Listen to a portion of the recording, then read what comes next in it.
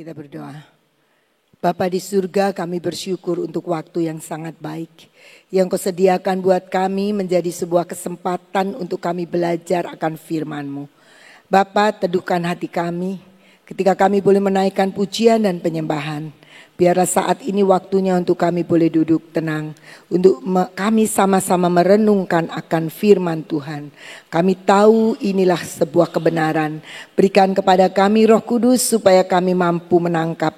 Dan Engkau sendiri berbicara sesuai dengan kebutuhan kami masing-masing. Baik kami yang ada di tempat ini maupun kami yang mengikuti streaming. Terima kasih Tuhan. Kami percaya ada hikmat, ada pewahyuan, dan ada perkenanan-Mu yang turun atas kami. Di dalam nama Tuhan Yesus kami berdoa. Amin. Shalom, selamat pagi semua Bapak Ibu baik yang ada di sini maupun yang mengikuti streaming. Hari ini karena menurut saya ini buat saya itu sebuah pembelajaran tentang doa walaupun saya sudah jadi orang Kristen puluhan tahun ya. Tapi seringkali kita bertemu dengan hal-hal yang sangat mendasar sebenarnya yang seringkali membuat kita itu masih harus belajar. Saya terus belajar.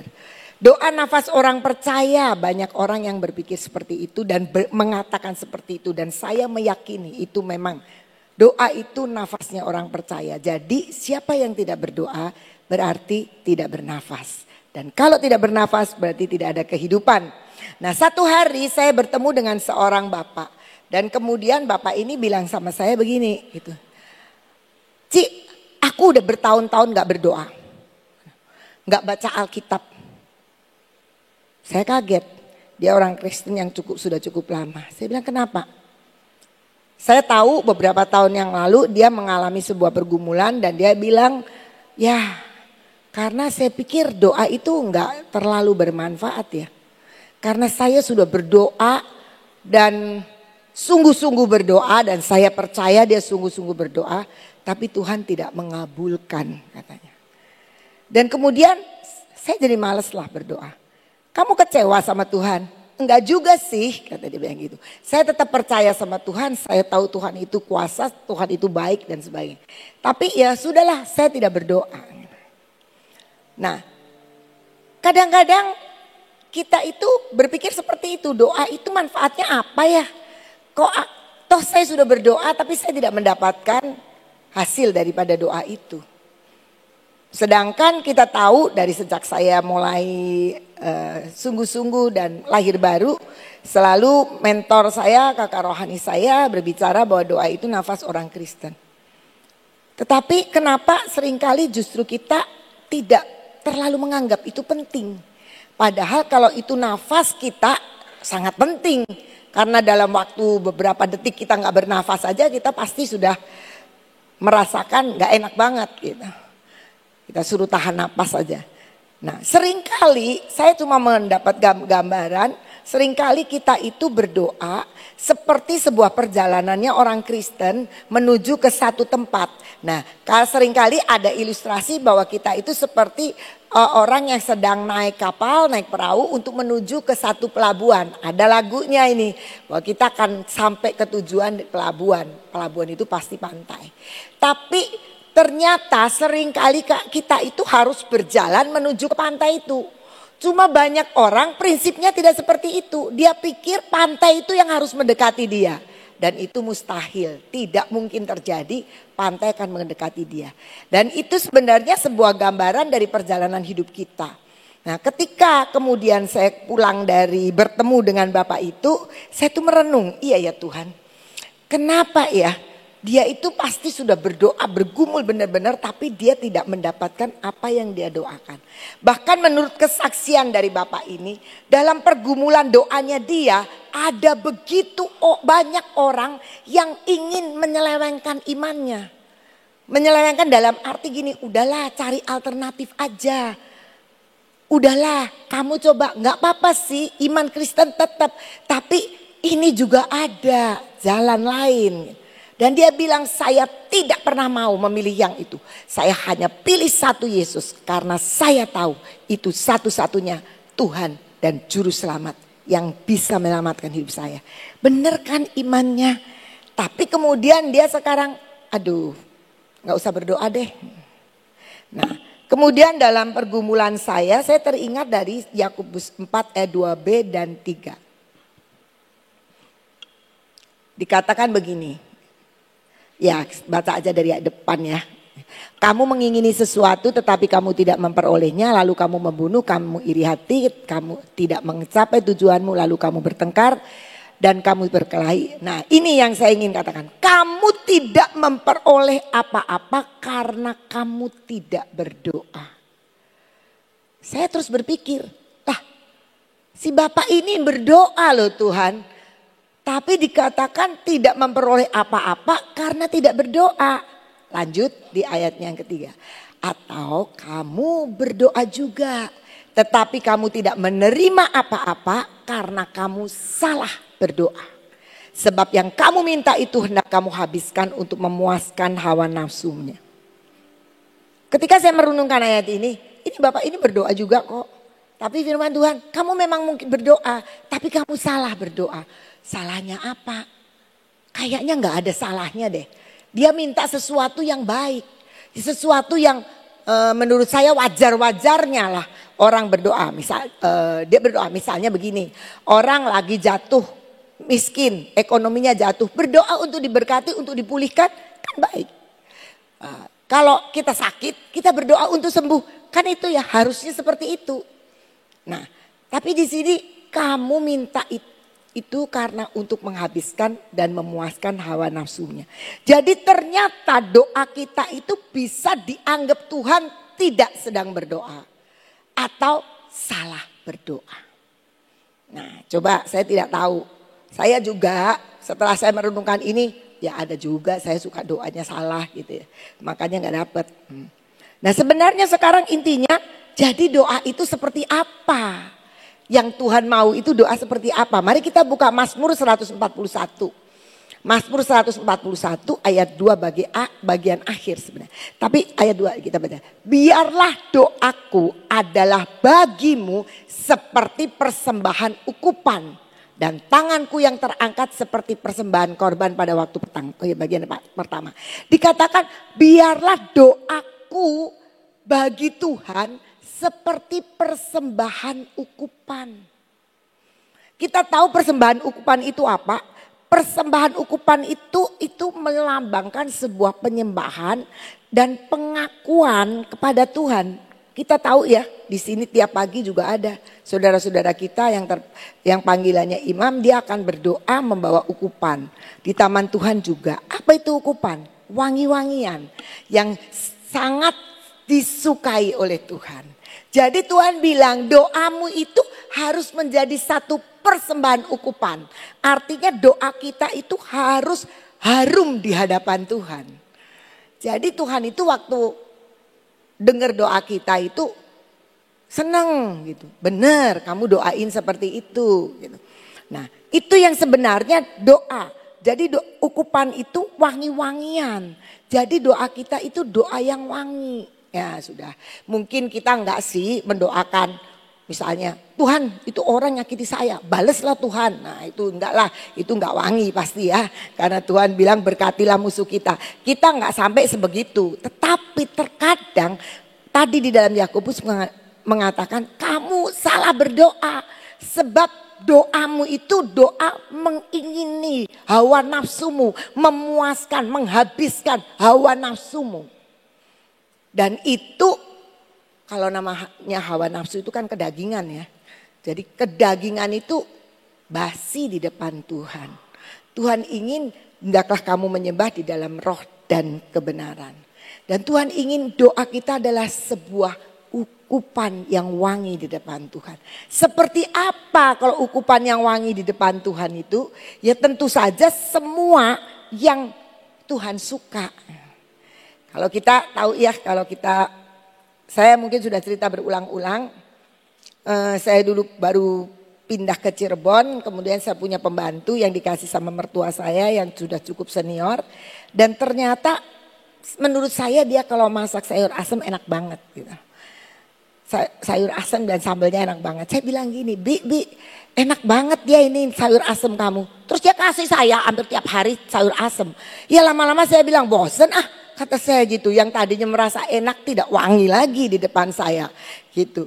Nah itu seperti itu, kita juga dengan Tuhan seperti itu. Ketika kita menaikkan sebuah doa itu harus menjadi ukupan yang wangi di depan Tuhan. Yang seperti apa wangi Tuhan? Tuhan itu ternyata punya selera. Selera di mana kita harus tahu seleranya Tuhan. Seleranya apa gitu. Saya ingat saya punya cucu ya. Cucu saya itu dalam waktu-waktu yang lalu selalu kalau makan disediakannya sama pembantu. Kita punya pembantu yang lebih muda. Nah tiap pagi itu dia sediain. Saya punya 2 cucu yang sangat berbeda. Yang cucu yang besar yang laki itu apa saja ditelen. Artinya dia tidak rewel sekali dengan makanan. Dia mau disediain apa tiap pagi dia pasti makan pagi. Tapi saya punya cucu yang kedua enggak pernah mau. Milihnya luar biasa. Jadi kalau dia nggak suka nggak rewel sih. Tapi ya dia nggak makan aja gitu.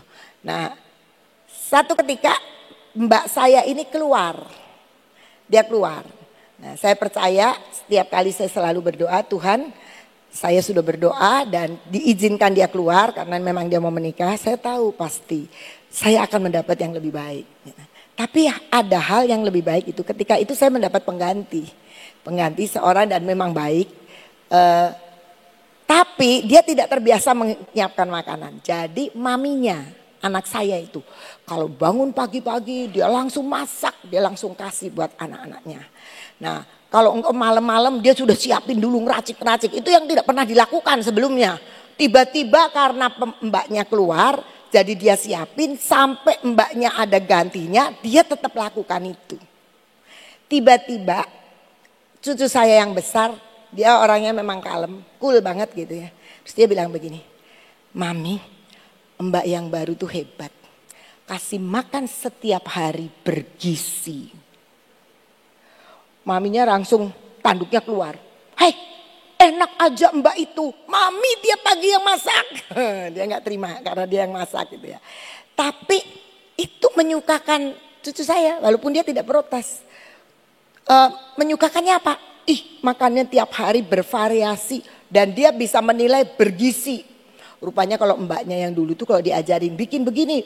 Terus anaknya senang tiap hari dibikinin begitu. Makanya cucu saya yang perempuan gak suka. Tapi kalau cucu saya yang laki ya setelan aja lah. Gak penting-penting amat gitu mungkin pikirannya seperti itu. Terus cucu saya yang kedua waktu dengar begitu. Iya mami makanya kan aku setiap pagi sekarang makan. Katanya gitu. Aku selalu makan walaupun kadang-kadang kalau buru-buru dia makannya di sekolah. Tapi aku makan.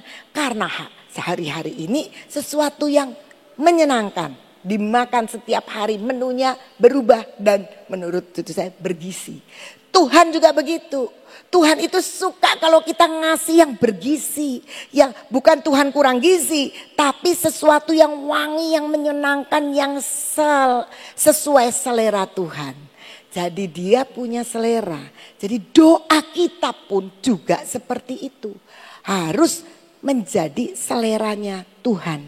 Nah coba kita lihat dari Filipi 4 ayat 6. Filipi 4 ayat 6 mengatakan begini. Janganlah hendaknya kamu khawatir tentang apapun juga. Tetapi nyatakanlah dalam segala hal keinginanmu kepada Allah. Jadi doa ya. Boleh kita curhat sama Tuhan. Keinginanmu sampaikan kepada Allah dalam doa. Dan permohonan dengan ucapan syukur. Kenapa doa itu harus ucapan syukur? Itu seleranya Tuhan. Karena di saat kita mengucap syukur, kita itu sedang percaya kepada Dia. Dikabulkan ya baik, tidak ya itu yang terbaik. Ketika kita mengucap syukur berarti kita tahu dan percaya yakin Tuhan itu sanggup untuk mengerjakannya. Loh, kalau kita berdoa kan pasti kita percaya Tuhan itu sanggup, belum tentu. Kita doa, aku percaya Tuhan, aku percaya. Engkau pasti kabulkan, engkau pasti senang, engkau pasti bisa lakukan. Keluar, langsung kita pakai akal kita. Gimana ya? Enaknya begini aja. Nolongin Tuhan kan. Karena kita kurang percaya. Terus kalau kita ngomong begini, udah tenang aja tunggu waktu Tuhan. Enggak bisa, kita kan harus berdoa bekerja. Tapi bekerjanya bukan menurut Tuhan, bekerjanya menurut kita sendiri. Makanya Tuhan bilang kalau kamu punya pergumulan, kamu punya kekhawatiran, sampaikan sama Tuhan dengan ucapan syukur. Ucapan syukur yang benar-benar dari hati, saudara-saudara, bukan ucapan syukur yang cuma karena disuruh Tuhan mengucap syukur. Tidak gampang, saudara-saudara. Nanti hari Selasa saya kan harus menyampaikan firman. Tiba-tiba Tuhan bilang begini. Kemarin Selasa bagus ya khotbahnya ya. Tentang kasih kan. Buat saya itu, saya langsung didatengin sama Harry itu loh. Harry itu sahabat saya, itu kritikusannya saya. Begitu denger, dia gak cerita itu firman. Rupanya sepanjang dengerin firman dia tahu ini Ci Ina ini. Ci Ina ini mungkin begitu. Begitu amin, langsung dia bisik-bisik di kuping saya. Dia sampaikan pergumulan saya. Bisa gak mengasihi? Gak gampang loh mengasihi itu. Apalagi doain dengan ucapan syukur. Oh Tuhan, saya mengucap syukur atas kejadian seperti ini. Gak gampang. Tapi Tuhan bilang begini. Nanti Selasa lanjutin itu khotbahnya Pak Berry. Aduh, buat saya gak gampang saudara-saudara. Saya suruh ngelanjutin khotbah Pak. Siapa di sini yang sudah bisa mengasihi? Seperti Pak Berry kemarin. Terus terang, saya semalam bergumul tentang itu. Pulang, aduh orang lagi greget suruh mengasihi ya. Harry pertama, bisik-bisik di kuping. Berarti udah tahu saya bilang gitu. Malam Ibu Nani WA sama saya. Inat 70 kali 7 kali ya. Satu orang juga harus dikasihi. Tidak gampang saudara. Doa terus mengucap syukur sama Tuhan itu enggak gampang. Pagi-pagi saya berdoa sama Tuhan. Tuhan, saya tuh pengen hidup dikasihi, dicintai dan berkenan. Dikasih, saya tahu 100% Tuhan mengasihi saya. Dicintai, saya tahu 100% Tuhan mencintai saya. Tapi berkenan, kalau saya nggak nurut tapi Tuhan berkenan. Jadi saya tuh bilang gini, Tuhan, memang mengasihi itu enggak gampang. Tapi saya cuma ngomong begini, Tuhan saya mau.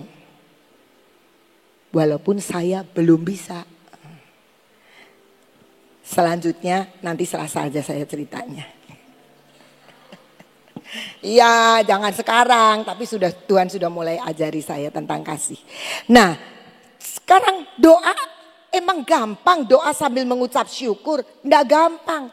Apalagi kalau kita lagi, waduh tertekan sekali suruh mengucap syukur. Nanti kita ngomong begini, loh berarti saya setuju dengan kesesakan ini. Mengucap syukur bukan karena kita setuju dengan kesesakan. Tapi mengucap syukur karena kita punya Tuhan yang ajaib dan luar biasa. Bergembiralah karena Tuhan, maka Tuhan akan memberikan apa yang diinginkan hatimu. Bergembira sama Tuhan, bergembira karena Tuhan, bukan bergembira karena kesesakan kita, bukan bergembira karena kita punya pergumulan.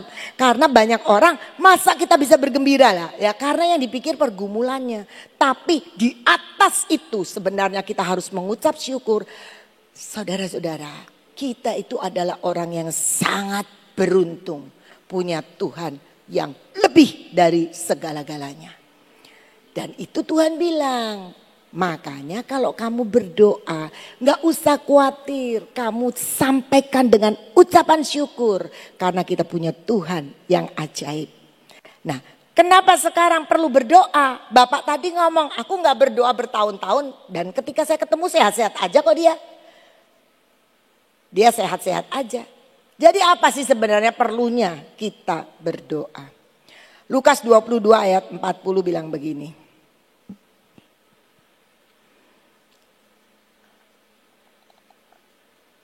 Setelah tiba di tempat itu, Yesus berkata kepada mereka, berdoalah supaya kamu jangan jatuh ke dalam pencobaan. Saudara-saudara, doa itu meluputkan kita dari semua hawa nafsu dan pencobaan-pencobaan yang ada di sekeliling kita. Di sekeliling kita itu kita selalu dicobai, salah satunya ya dicobai kedagingan yang saya mau cerita nanti hari Selasa itu.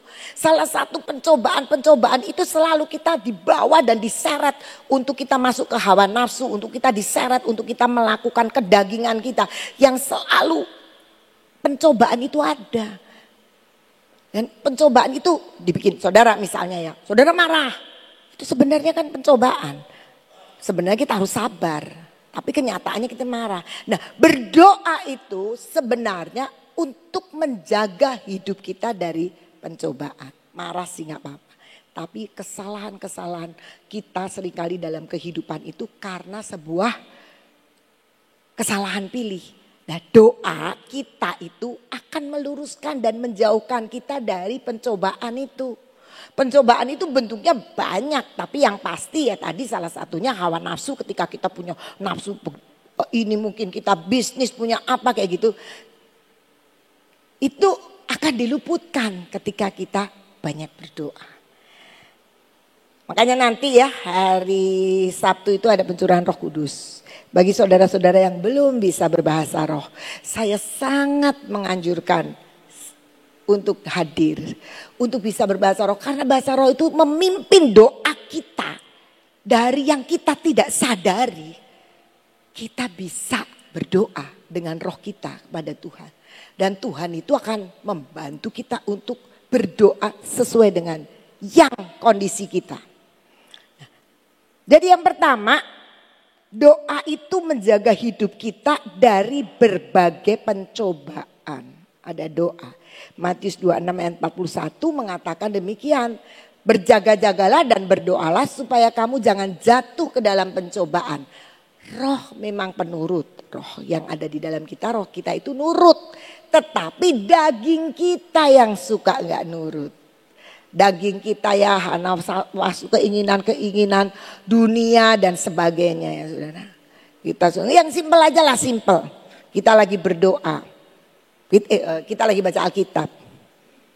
Ibu Nani pernah ngomong, kita baca Alkitab, tiba-tiba WhatsApp-nya itu masuk berita, masuk apa, padahal lagi transaksi. Kita suka berhenti dan kita melenceng, baca dulu. Itu keinginan daging loh. Kita lagi baca firman. Nah, kenapa? Daging kita lemah. Rasa ingin tahu, rasa kepengen cepat-cepat. Nah, roh kita nurut, tapi daging kita lemah. Nah, lewat doa kita itu bisa dikuatkan senantiasa untuk melepaskan diri dari pencobaan-pencobaan dunia. Itu yang pertama. Yang kedua kita lihat ya dari Ibrani 4 ayat 16. Ini terjemahan sederhana ya. Dikatakan oleh karena itu kita bisa langsung menghadap tahta Allah dalam doa. Dan biarlah kita datang tanpa rasa takut. Karena imam agung kita sudah berada di samping tahtanya itu. Di mana kita akan diterima dengan kebaikan hati Allah. Dengan begitu kapanpun kita perlu pertolongan, Allah akan mengasihani dan menunjukkan kebaikan hatinya kepada kita.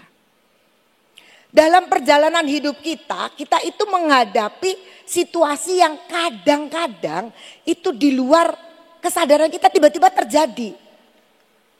Gak sempet doa. Tiba-tiba terjadi gitu.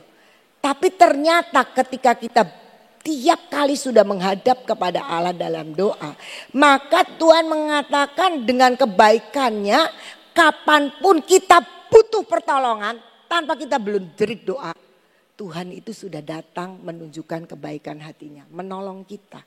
Jadi doa itu salah satunya adalah sebuah investasi. Mungkin itu untuk diri kita, tapi kita bisa berdoa untuk orang lain kan. Mungkin anak kita, suami kita, istri kita, kita berdoa. Kita tidak pernah tahu apa yang sedang terjadi, tapi oleh karena kita berdoa, kebaikan hati Allah, kapanpun kita perlu pertolongan dari orang yang kita doakan, Tuhan itu mengasihani dan menunjukkan kebaikan hatinya. Jadi kita sangat perlu sekali berdoa. Terkadang kita tidak tahu harus doain apa. Suatu hari saya punya saudara. Terus saya itu tiba-tiba digerakkan Tuhan untuk mendoakan dia. Dia tidak udah lama gak ketemu. Tapi saya berdoa, Tuhan kenapa sih ini? Tapi saya terus berdoa. Tanpa saya tahu. Jadi kalau gak tahu doanya apa? Ya doanya doa gak tahu. Saya cuma diingatkan dia dan saya bilang, Tuhan saya diingatkan dia, saya harus berdoa. Engkau ada di mana-mana termasuk dalam hidupnya.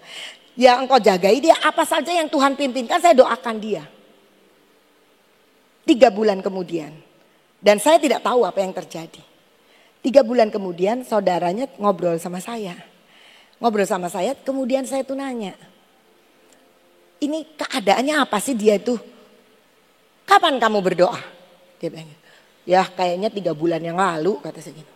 Tepat 3 bulan yang lalu dia ada di Jepang dan tiba-tiba dia pingsan. Dan ternyata ada tumor otak. Dan dia dioperasi di sana dan sekarang sudah sembuh.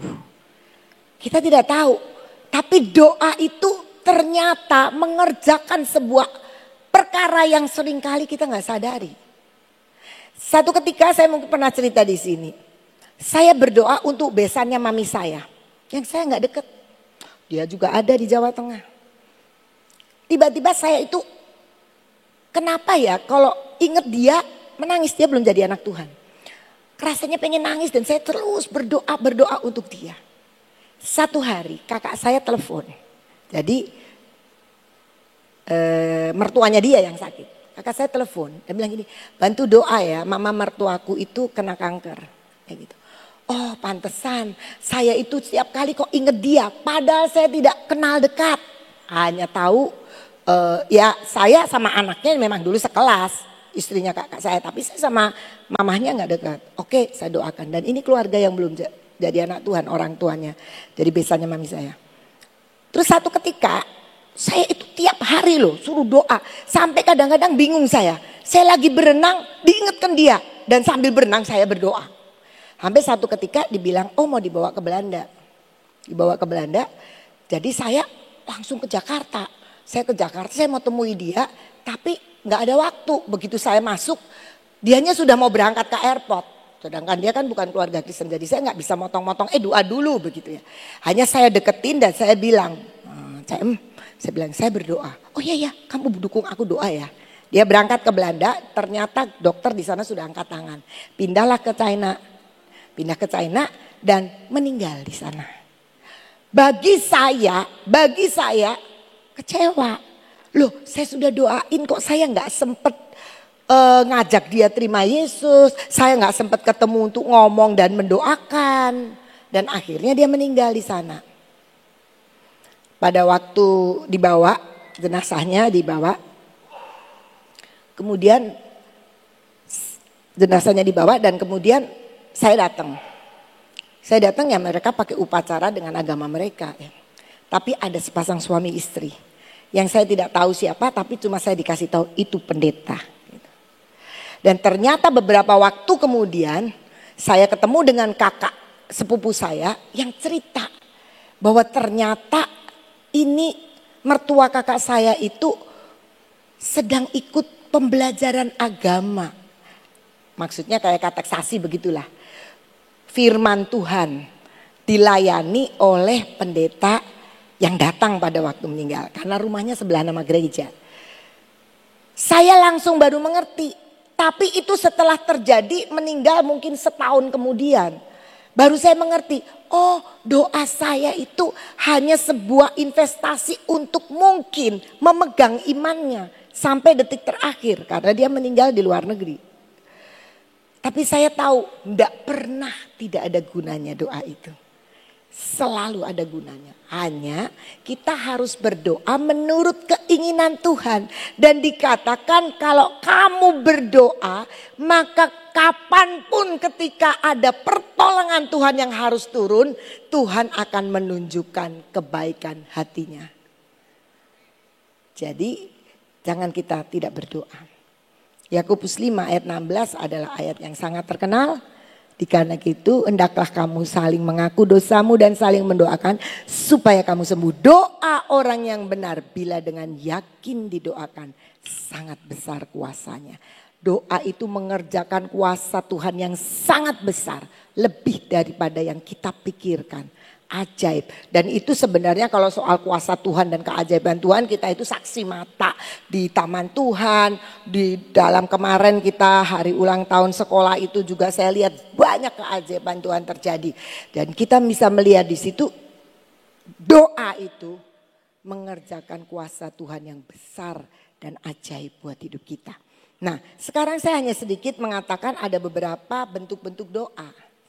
Doa yang pertama adalah doa permohonan. Ini semua pasti sudah pinter ya, nggak usah diajarin juga bisa.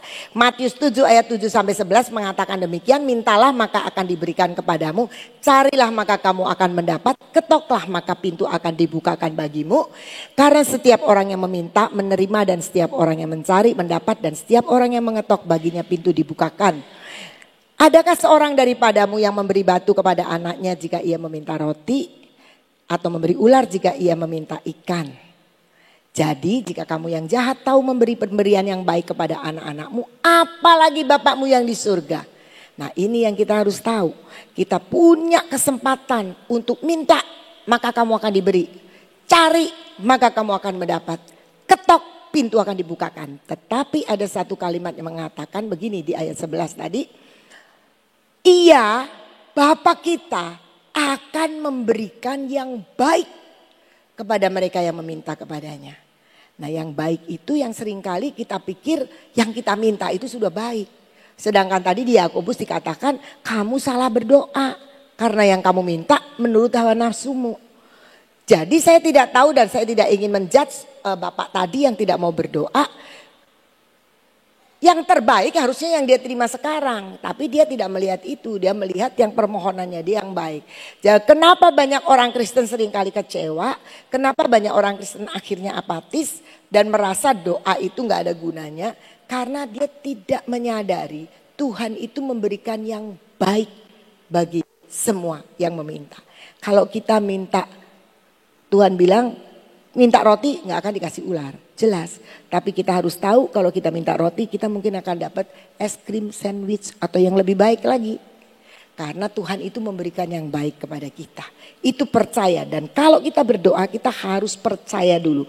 Jadi yang pertama bisa jenis sebuah doa permintaan. Tapi kita tahu bahwa permintaan kita itu pasti harus sefrekuensi dengan Tuhan. Yaitu menjadi sebuah ukupan yang harum di hadapan Tuhan. Doa adalah persembahan ukupan. Jadi ketika kita memohon, yaitu wangi di depan Tuhan. Dan itu harus seperti itu. Yang kedua, doa pengabdian atau doa pengakuan. Ada doa-doa Tuhan bilang, Bapa kami yang di surga, dikuduskanlah namamu, datanglah kerajaanmu, jadilah kehendakmu. Itu sebuah rasa pengabdian kita kepada Tuhan. Doa pengabdian itu di dalam Mazmur 18 ayat 2. Mazmur 18 ayat 2.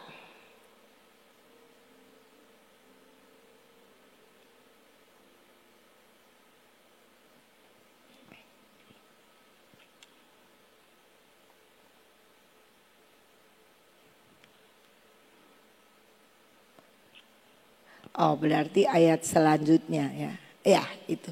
Di situ ayat 3. Ya Tuhan, bukit batuku, kubu pertahananku dan penyelamatanku, Allahku, gunung batuku, tempat aku berlindung, perisaiku, tanduk keselamatanku, kota bentengku. Pengabdian kita mempercayai dia itu Tuhan yang demikian.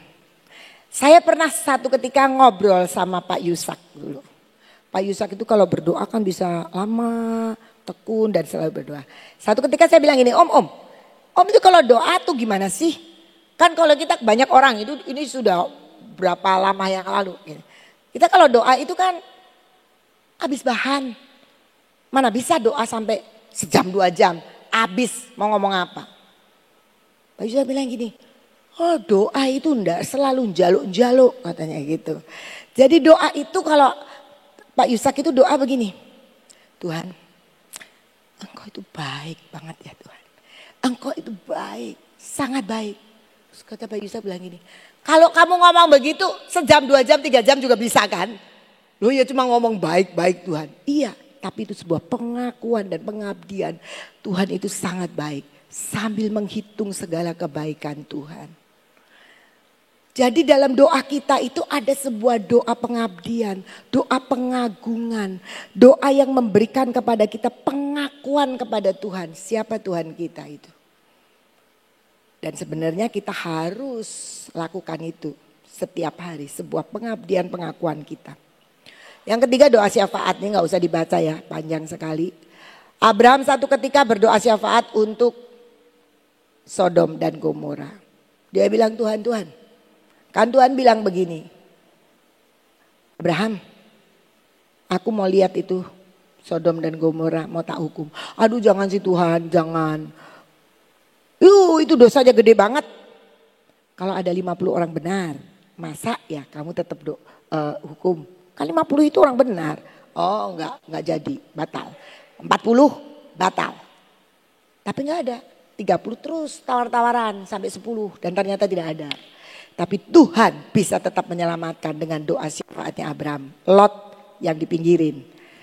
Nah, kita tiap hari, tiap pagi di tempat ini juga selalu diajak doa sama Ibu Nani untuk kita mendoakan bangsa dan negara. Itu doa syafaat. Doa yang kita mengikuti isi hati Tuhan. Untuk keselamatan bangsa, untuk keselamatan gereja Tuhan dan sebagainya. Untuk keselamatan negara kita, dunia dan sebagainya. Itu doa syafaat. Nah yang keempat ini, itu pengalaman pribadi saya. Sekian puluh tahun yang lalu ketika kami berdoa, saya dapat firman begini. Itu awal-awal kenapa saya suruh ngajar PA. Saya dapat firman begini, doa dengan Ibu Nani. Kamu semalam bangun 2 kali. Karena aku mau mengajar engkau. Terus saya disuruh ngajar di PA itu. PA, waktu itu belum ada PA dan akan mulai ngajar PA. 2 kali Tuhan. Jadi saya mulai atur sekitar jam 11 saya bangun. Jam 2 pagi saya bangun. Saya itu kan suruh doa 2 kali. Jadi saya doa tapi ngeblank terus. Kalau siang itu sudah saya tuh mikir mau doa begini gitu ya. Tapi nanti giliran malam tuh lupa semua. Apa sih ini mau doa kok gak bisa doa gitu. Nah kalau orang gak bisa doa ujung-ujungnya jadi ngantuk kan. Tapi saya lakukan terus. Dengan hati yang sedikit stres. Kok saya gak bisa doa? Disuruh sama Tuhan kan 2 kali. Tapi saya gak bisa doa. Karena lupa. Kemudian saya mulai tulis. Wah supaya nanti malam saya bisa doa. Saya tulis apa yang saya mau doakan. Satu hari itu semua juga gak sengaja. Saya dulu kalau ke rumah Ibu Nani kan selalu ngobrol sama Engkong. Engkong itu papahnya Ibu Nani. Jadi saya kalau ada apa terus duduk cerek. Engkong itu sambil di kursi goyang, begitu cerita macam-macam gitu loh. Nah jadi saya tuh duduk di sebelahnya. Terus dia cerita, saya lupa pemberitaan apa. Tiba-tiba dia tuh ngomong begini. Doa itu ndak usah dicatat. Kalau dicatat itu doa kamu daging. Loh gak boleh. Iya doa itu dipimpin roh. Jadi apa yang kamu inginkan, Roh Kudus mengingatkan, saat itu kamu doa. Lah mau gak inget apa-apa Lekong. Ya sudah gak inget apa-apa ya nyembah saja katanya gitu. Nah itu jadi saya bergumul lah ini gimana sih mau ngajari PA kok saya malah kayak gak bisa doa begini. Di tengah pergumulan saya ada retret RC di Salabintana waktu itu. Saya itu selalu ada di tim doa. Nah kalau nanti kita dari TV sesinya habis kita baru keluar. Nah waktu sesinya habis keluar Pak Yusak kan ada di kamar doa juga. Pak Yusak berdiri dan tiba-tiba nuding saya. Duduk diam, kamu nih bagiannya duduk diam. Saya gak ngerti. Saya melongo aja, ya sudah. Saya mau tanya tapi Pak Yusak kan begitu kalau ngomong duduk diam, bagian duduk diam. Terus pergi nyelonong aja gitu. Saya pikir nanti kalau sudah mau session yang baru kumpul lagi saya mau nanya. Nah ketika kemudian session berikutnya saya tanya. Om tadi itu saya dituding bilang suruh duduk diam itu apa? Ya iya bagianmu itu kayak Maria duduk diam. Ada ngomong baik katanya kalau doa duduk diam. Nah terus ngapain? Tuhan yang akan bicara. Nah terus ngobrol-ngobrol akhirnya dia bilang gini, doa itu enggak selalu kamu ngomong. Tapi ada bagian orang-orang yang duduk diam. Terus saya bilang iya, saya itu memang sebenarnya waktu itu didoainnya untuk ngajar PA, katanya nanti dua kali, kalau malam doa 2 kali itu nanti Tuhan akan ngajari. Ya itu Tuhan mau ngajarin ini piye kalau kamunya ngomong aja.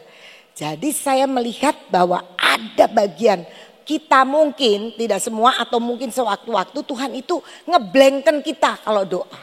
Blank, gak bisa ngomong. Padahal kita lagi punya pergumulannya berat banget misalnya.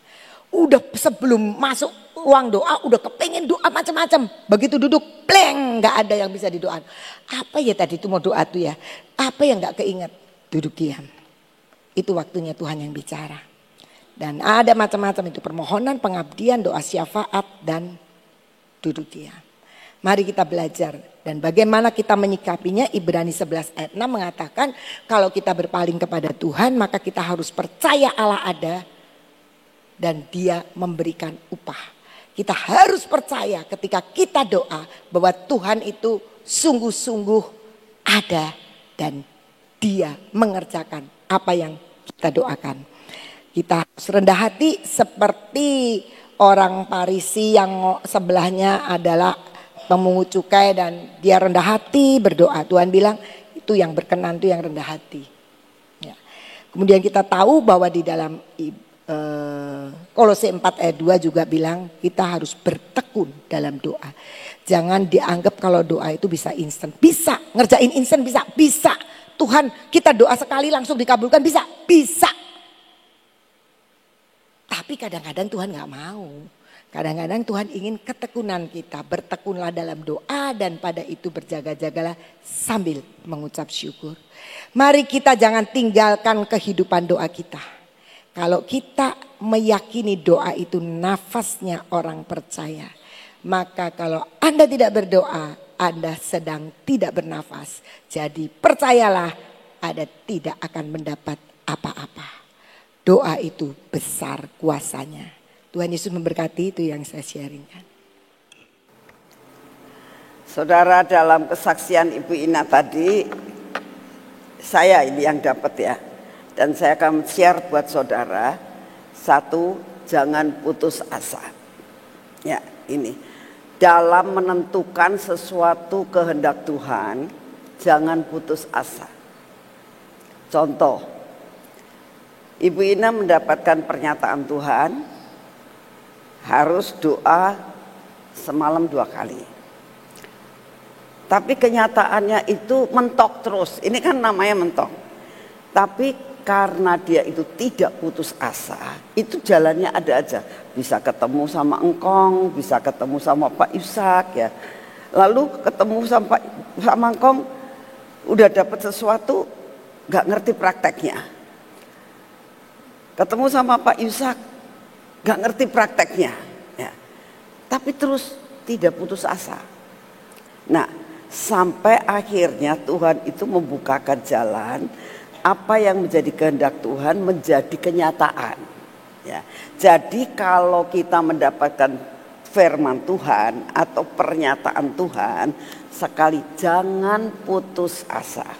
Sekalipun kelihatannya ini kok mentok ya, ini kok mentok ya, ini kok mentok, terus jangan putus asa.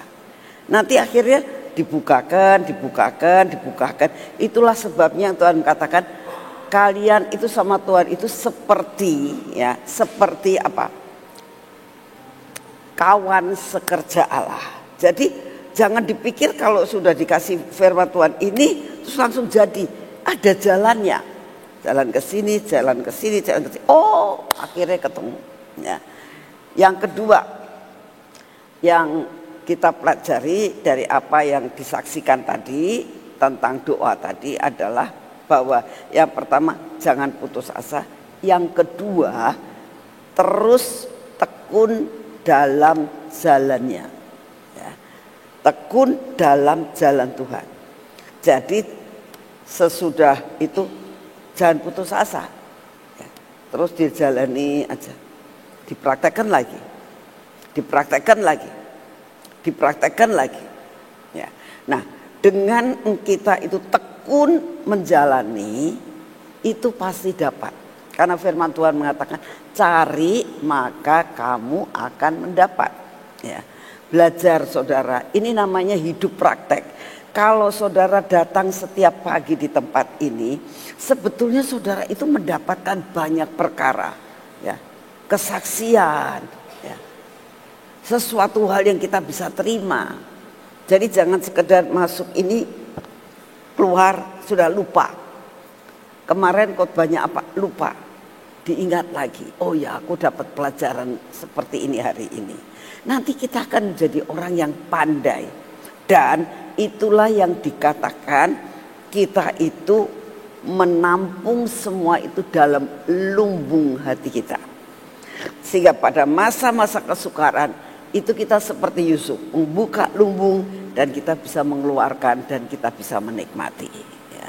Yuk kita berdoa. Terima kasih ya Tuhan untuk firman, untuk pujian, untuk segala sesuatu yang Kau sediakan setiap pagi. Kami merasakan Tuhan bahwa setiap pagi itu Engkau menyediakan perkara yang luar biasa, hidangan yang tidak diberikan oleh dunia. Setiap pagi kami dikenyangkan dengan firman, dikenyangkan dengan pujian. Jiwa kami Tuhan disegarkan. Terima kasih untuk semuanya. Karena kami tahu Tuhan, sepanjang hari ini kami banyak mengalami perkara-perkara yang membuat kami capek Tuhan. Tapi kalau setiap pagi Engkau ngasih makan kami sampai kenyang Tuhan, kami tidak akan kelaparan di tengah-tengah perjalanan kami hari ini. Karena kami sudah kenyang, kami dapat menjalani hari ini bersama dengan Engkau. Terima kasih Tuhan untuk semua yang Kau hidangkan buat kami setiap pagi. Terima kasih untuk semua dan semuanya. Bapak, saat ini tetap kami mau bersatu hati Tuhan. Kami tetap berdoa karena Engkau mengatakan Tuhan bahwa masalah Megatrust ini yang terakhir sampai pertengahan bulan Maret. Kami terus berdoa Tuhan, buat secara minimal. Kalau banyak kami mendengar di daerah-daerah, sekalipun tidak seluruh Jakarta, tapi banyak daerah-daerah yang mengalami yang dinamakan banjir Tuhan. Terus hujan, terus banjir. Bapak, kami juga berdoa untuk daerah-daerah Eretan, daerah Indramayu. Setiap hari Tuhan, mereka berjaga-jaga kalau malam. Karena apa? Karena air masuk ke dalam rumah. Tuhan, kami berdoa. Engkau yang membuat semua secara minimal. Tuhan Yesus, dengar doa kami. Karena ini terus akan berjalan sampai pertengahan Maret. Tolong Tuhan anak-anak-Mu dimanapun mereka berada. Terutama yang daerah-daerah banjir Tuhan. Tolong Tuhan. Supaya mereka dapat terluput daripada semuanya ini. Terima kasih untuk kasih setia-Mu. Bapak, kami juga berdoa pada saat ini untuk Bapak Presiden kami dan Wakil Presiden serta semua stafnya Tuhan. Buat mereka unity. Tidak ada yang dapat memisahkan mereka. Tidak ada yang dapat memecahkan mereka. Kami berdoa Tuhan, buat mereka tetap bersatu untuk menuntaskan tugasnya selama 5 tahun. Kami berdoa hikmat, marifat yang daripadamu, kebijaksanaan daripadamu. Kau turunkan kepada pemimpin-pemimpin kami ini Tuhan, supaya mereka dapat menjalankan tugas seperti yang Kau mau. Terima kasih untuk kasih setiamu. Kami saat ini juga berdoa untuk segala rencana-rencana daripada semua yang bakal terjadi untuk dunia ini Tuhan, yang bukan berasal daripadamu, Engkau batalkan Tuhan. Tapi kalau bisa Engkau sendiri akan menunda semua dan semuanya itu Tuhan, sampai tertunda semua. Kalau kemarin kami melihat, mendengar bahwa sudah tinggal 89 detik, Tuhan kami minta dalam namamu, Engkau yang akan mengubah segala sesuatu sehingga bisa terlaksana apa yang menjadi rencanamu. Terima kasih untuk semuanya. Bapak, kami juga berdoa untuk pelayanan ke Uganda. Setiap hari kami terus mau berdoa. Kami minta dalam nama Tuhan Yesus, Kau yang akan menyediakan semua biaya yang kami perlukan. Di dalam nama Tuhan Yesus, Engkau buka tingkap-tingkap langit Tuhan. Engkau turunkan berkat-Mu. Biar berkat ini mengejar kami. Supaya seluruh biaya dapat terkumpul. Dan biaya ini dapat mencukupi akan semua yang kami butuhkan. Terima kasih Tuhan, ini doa kami pagi ini. Kami minta Engkau cukupkan bahkan berlebih. Terima kasih untuk semuanya. Kami tidak tahu caranya, tapi cara-Mu adalah cara yang sempurna. Bapak, kami juga berdoa untuk Uganda. Engkau lawat sebelum kami menginjakkan kaki ke Uganda. Kami minta anugerah-Mu turun. Engkau siapkan akan Pastor James bersama dengan semua tim mereka untuk menyiapkan segala sesuatu. Kami berdoa Tuhan, buat Engkau memberkati Pastor James untuk seluruh biayanya, supaya mereka menyediakan lapangan yang besar. Engkau menahan akan hujan, Engkau melawat jiwa-jiwa sampai semua mendengar kebenaran firman-Mu. Sangkakala ketujuh mereka boleh mendengar. Persiapan demi persiapan mereka akan mendengar. Terima kasih untuk kasih setia-Mu. Segala pujian, hormat, syukur kami panjatkan di dalam nama-Mu. Karena berita ini harus sampai di sana Tuhan. Terima kasih untuk semuanya. Bapak, saat ini kami datang di hadapan-Mu. Kau tahu pergumulan kami Tuhan. Tidak ada satupun yang kami tidak punya pergumulan. Kami mau menyerahkan pergumulan kami setiap hari ke dalam tangan-Mu. Dan Engkaulah yang akan membuka jalan buat kami. Terima kasih untuk semuanya. Kami saat ini juga minta kekuatan yang daripada-Mu, daya tahan tubuh yang baru yang daripada-Mu. Untuk mendapatkan kekuatan ini Tuhan, kami percaya Engkau turunkan akan daya tahan tubuh ini. Terima kasih untuk semuanya. Terima kasih Bapak, kami mengucap syukur punya Bapak seperti Engkau. Dalam nama Tuhan Yesus, mari kita masuk dalam pengurapan.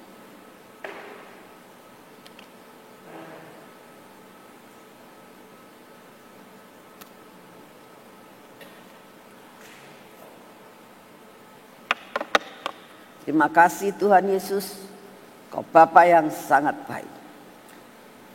Ini minyak yang Kau berikan buat kami. Suatu minyak yang sangat luar biasa. Menguasai akan seluruh hidup kami sehingga kami hari ini hidup dalam supranatural. Semua panca indera kami hidup dalam supranatural Tuhan. Dan kami percaya hati kami pun dibungkus dengan perkara-perkara supranatural. Semua yang tidak baik dihapuskan, dihancurkan dengan cara-Mu Tuhan. Kau memberkati tangan dan kaki kami. Supaya kaki kami berjalan. Tangan kami pakai untuk melakukan semua pekerjaan kami. Dan kami percaya hari ini anugerah berkat-Mu kami terima dengan utuh. Dalam nama Tuhan Yesus. Amin. Tuhan memberkati saudara semuanya pagi ini.